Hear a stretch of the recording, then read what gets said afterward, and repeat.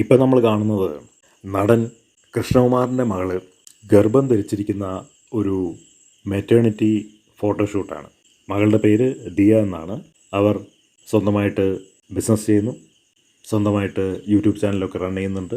അവർ വളരെയധികം പ്രശസ്തയായിട്ടുള്ള ഒരു വ്യക്തിയാണ്. അവരുടെ ഭർത്താവ് ഒരു എഞ്ചിനീയറാണ്. ഭർത്താവുമായിട്ട് ചേർന്നിട്ടുള്ള ഒരുപാട് ഫോട്ടോഷൂട്ടൊക്കെ സോഷ്യൽ മീഡിയയിൽ വളരെയധികം വൈറലാണ്.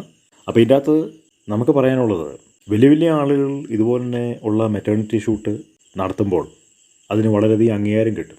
കാരണം ഒരു സ്ത്രീ ഗർഭം ധരിച്ചിരിക്കുന്നത് ഫോട്ടോ എടുത്തിട്ട് സോഷ്യൽ മീഡിയയിൽ പോസ്റ്റ് ചെയ്ത് വൈറലാകണമെന്നുണ്ടെങ്കിൽ അത് പ്രശസ്തരായിട്ടുള്ള ആളുകൾക്ക് മാത്രമേ കഴിയുള്ളൂ. അവർക്ക് മാത്രമേ ഇതുപോലുള്ള ഫോട്ടോസ് വൈറലാക്കി മാറ്റാൻ കഴിയുള്ളൂ. ഒരു സാധാരണക്കാരിയായിട്ടുള്ളൊരു സ്ത്രീക്ക് അതൊരിക്കലും പറ്റില്ല. അതാരും ശ്രദ്ധിക്കത്തുമില്ല. മാത്രമല്ല, ഈ ഗർഭം ധരിക്കുന്നത് ഇത്രയും വലിയ വൈറലായിട്ടുള്ളൊരു സംഭവമായിട്ട് മാറ്റണമെന്നുണ്ടെങ്കിൽ തന്നെയും അത് പ്രശസ്തരായിട്ടുള്ള ആളുകൾക്ക് മാത്രമേ പറ്റുള്ളൂ. സെലിബ്രിറ്റി റാങ്കിലുള്ള ആളുകൾക്ക് മാത്രമേ പറ്റുള്ളൂ. ഇല്ലെങ്കിൽ മറ്റുള്ളവർ കളിയാക്കും.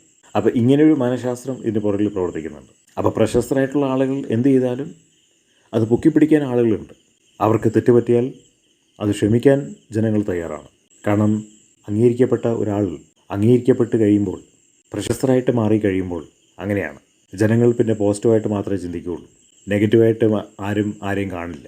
അതാണ് അതിൻ്റെ പുറകിലുള്ള ഒരു സൈക്കോളജി. അപ്പോൾ ദിയയുടെ മാറ്റേണിറ്റി ഫോട്ടോഷൂട്ട് ഇത്രയും മാത്രം വൈറലാവാൻ കാരണം അതാണ്.